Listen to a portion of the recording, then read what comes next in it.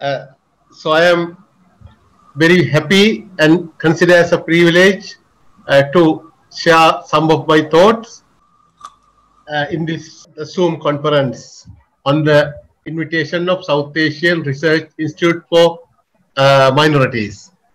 While appreciating your good work and all your attempts to the betterment of minorities, I would like to just start my speech with just mentioning how the South Asian ethnic groups defined. South Asian ethnic groups are ethno-linguistic composition of diverse population of South Asia, including the nations of India, Afghanistan, Pakistan, Bangladesh, Nepal, Bhutan, the Maldives, and Sri Lanka. Afghans, however, are generally not included among these ethnic groups. The majority of the population fall within three large linguistic groups: Indo-Aryan, Dravidians, and Iranic. These groups are also further subdivided into numerous subgroups according to castes and tribes. So, if you think in India alone, the population is categorized in terms of the over 1,650 mother tongues spoken by those people. Minority groups not falling within either large groups mostly speak languages belongs to the Austroasiatic and Tibeto-Burman languages families. The most live around Ladakh and Northeast India, Nepal, Bhutan, and the Chittagong Hill tracts of Bangladesh. The Andamanese live in some of the Andaman Islands and speaks a language isolate, as do the Kushandu in central Nepal. In Sri Lanka, the Vedda and the Nihadi of central India. The people of the Hunsa Valley in Pakistan are another distinct population. They speak Baushikashi, a language isolate. So, in the South Asian regions, the major religions in the subcontinent are Hinduism, Islam, Sikhism, Buddhism, and Christianity. The majority of the people in South Asia practice Hinduism, as we see. The Lord Buddha and several key religious gurus were born in South Asia. So religious values has to be promoted with an approach of interreligious harmony among people in South Asia. Minorities in Sri Lanka, the Democratic Socialist Republic of Sri Lanka, according to our past census, Buddhists make up to 70.2% of the population, Hindus 12.6%, Muslims 9.7%, and Christianity 7.6%. Most ethnic Sinhalese are Buddhists, most Tamils are Hindus, and the Moors and Malays are mostly Muslims. Sizable minorities of both Sinhalese and Tamils are Christians, most of whom are Roman Catholic. The Moors, descendants of Arab trades, they settled in Sri Lanka and married local women. From the third largest ethnic group at 9.3% of the population now. They are mostly concentrated in urban areas in the southern parts of the island, with substantial population in the central and eastern provinces too. During times of Portuguese colonization, Moors were persecuted and many forced to retreat to the central highlands and the eastern coast, while colonization happened mainly the seabelt at the beginning. There are also Indian Tamils who from a distinct ethnic groups comprising of 4.1% of the population. The British brought them to Sri Lanka in the 19th century as tea and rubber plantation workers, and they remain concentrated in the tea country called the mainly hill areas and also the other parts of south central Sri Lanka. The Indian Tamils of Sri Lanka were considered to be stateless, and over 3 lakhs Indian Tamils were deported back to India due to the agreement between the government of Sri Lanka and the government of India in 1964. Under the fact, India granted citizenship to the remainder, some 200,000 of whom now live in India. Another 75,000 Indian Tamils who themselves or whose parents once applied for Indian citizenship now wish to remain in Sri Lanka. The government has stated these Tamils will not be forced to return to India, although they are not technically citizens of Sri Lanka.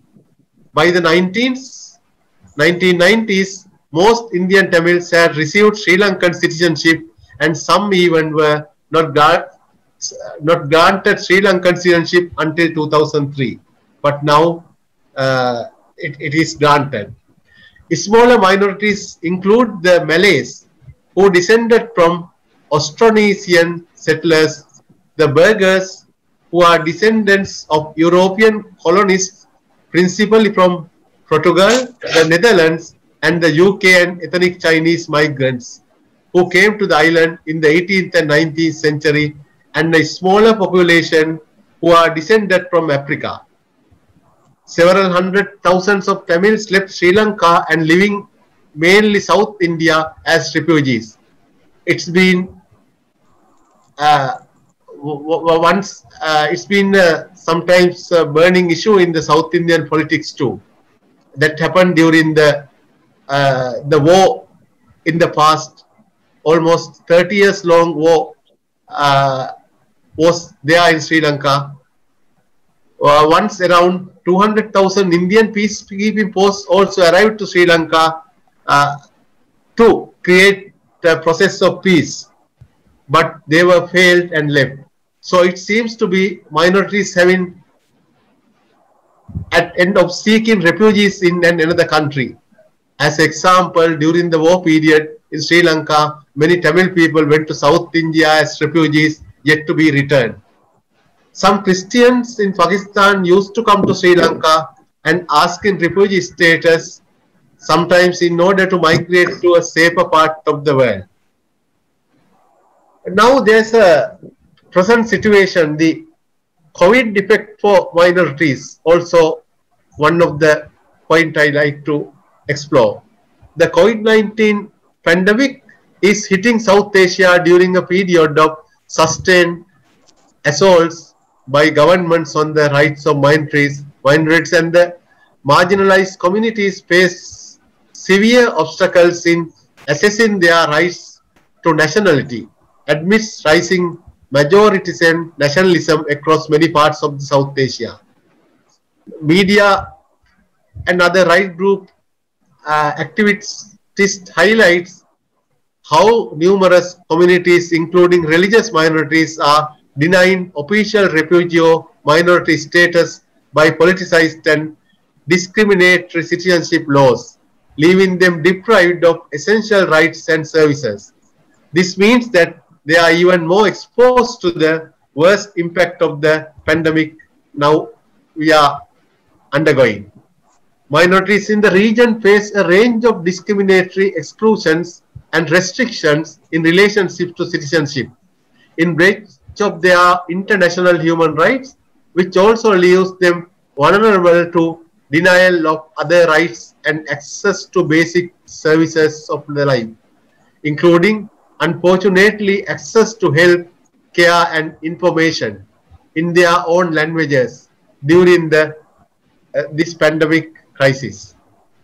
Across many parts of the region, majoritarian nationalism and divisive rhetoric are on the march, animating hate speech and targeted violence against minorities, as well as ongoing socio-economic exclusion likely to be further exacerbated amidst the COVID-19 pandemic. Now, in Sri Lanka, the last year, April 21st, Easter Sunday, bombs attacks to major 3 Christian churches, major 3 hotels, killed several hundred of people, and that was planned by some extremist Islamic group. But fortunately, the situation of the violence was not arised due to the immediate addressing the people by the particular religious leaders, including the cardinal and other priests. But now the Easter Sunday Presidential Commission is going on, and the trying to have a fact-finding mission to control and also to settle the burning issues. It might targeted the minorities. Across that some of the common problems to be addressed, I think, in this topic, the minorities of under siege in South Asia, the legal issues, the citizenship laws, acts, restrictions of movements and basic rights, securing fundamental rights, poverty and poor living condition improvements, and providing facilities. Also, the process to minimize the subject to the fear about crimes, rape, abductions, torture, extrajudicial killings. Sometimes minorities have to be faced. The marginalization and limited access to essential services also to be a critical issue to be solved. Way forward for a better future for the minorities. I think firstly the all South Asian nations to accede to UN conventions on refugees and statelessness to protect and support refugee populations. It recommends enacting comprehensive anti-discrimination laws, repealing those laws which discriminate, and introducing legislation that protects refugee populations. We urge the civil society to advance dialogues and initiatives further across the region to understand and address the issues facing by all minorities in South Asia.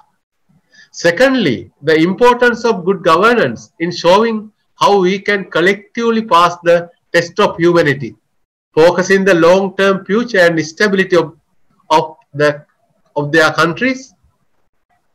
They emphasize now putting vulnerable groups at the forefront of all prevention, mitigation, and eradication efforts, irrespective of their identity, is key of realizing the incredible human vibrancy that exists in every country in our South Asian region. Thirdly, now we are in the Sustainable Development Goals Agenda, the 30 period, the whole world. So, the link with the Sustainable Development Goals, the targets, especially the goal number 16, peace, justice, and strong institutions to address those the issues for minorities. Also, the fourthly, I would like to propose the strengthening the regional platforms, officially the SAARC, the intergovernmental platform.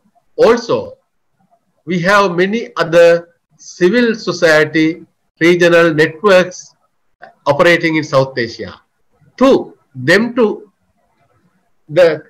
consider, address, and find solutions for these minorities under siege in South Asia. Finally, the people's friendship and for peace and harmony, and bring justice, non-violence, and the human values and better understanding about minority issues also important.